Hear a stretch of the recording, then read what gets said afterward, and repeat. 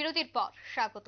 ৭৫তম প্রজাতন্ত্র দিবসকে সামনে রেখে গোটা রাজ্যব্যাপী বিভিন্ন কর্মসূচি হাতে নেওয়া হয়েছে। দেখা গেছে বিভিন্ন সরকারি ভবনে বা বিভিন্ন অফিসে আজ প্রজাতন্ত্র দিবস উদযাপন করা হচ্ছে। তারই অঙ্গ হিসেবে আজ দেখা গেল মোহনপুর মহকুমা প্রশাসনের উদ্যোগে যথাযোগ্য মর্যাদায় পালন করা হয় মোহনপুর দ্বাদশ শ্রেণী স্কুল মাঠ প্রাঙ্গণে প্রজাতন্ত্র দিবস। উক্ত অনুষ্ঠানে উপস্থিত ছিলেন মহকুমা শাসক সুভাষ দত্ত, এসডিপিও বিজয় সেন সহ অন্যান্য অফিসাররা।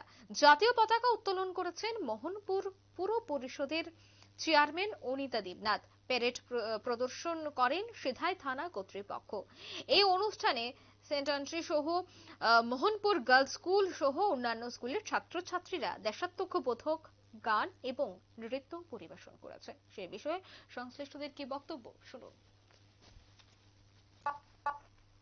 রাষ্ট্র রক্ষায় আত্মত্যাগ করেছেন।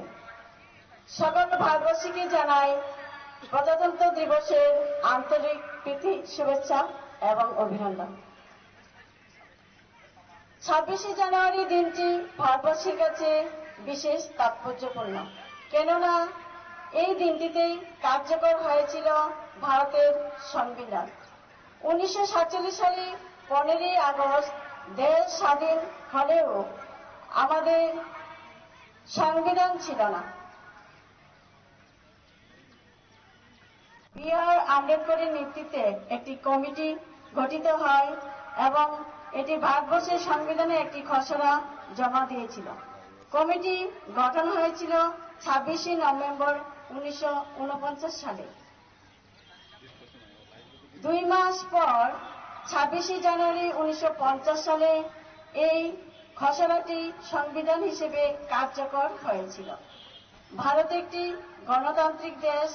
এই দেশের নাগরিকরা দেশে নেতৃত্ব দেওয়ার জন্য প্রতি ৫ বছর অন্তর নেতা নির্বাচন করে থাকেন। বর্তমানে পৃথিবীর সব স্বাধীন দেশে একটি নির্দিষ্ট গণতন্ত্র অনুযায়ী দেশ শাসন করা হয়। প্রতিটি স্বাধীন দেশের আপনারা শুনলেন সংশ্লিষ্টদের বক্তব্য। আজকের এই প্রজাতন্ত্র দিবসকে সামনে রেখে বিভিন্ন সাংস্কৃতিক অনুষ্ঠানের আয়োজন করা হয়। বিভিন্ন বিদ্যালয়ের পড়ুয়ারা আজ এই অনুষ্ঠানে যোগদান করেছেন, নৃত্য পরিবেশন করেছেন, সঙ্গীত পরিবেশন করেছেন। এই মুহূর্তে নিয়ে নিচ্ছে ছোট একটি বিজ্ঞাপন বিরতির সঙ্গে থাকুন।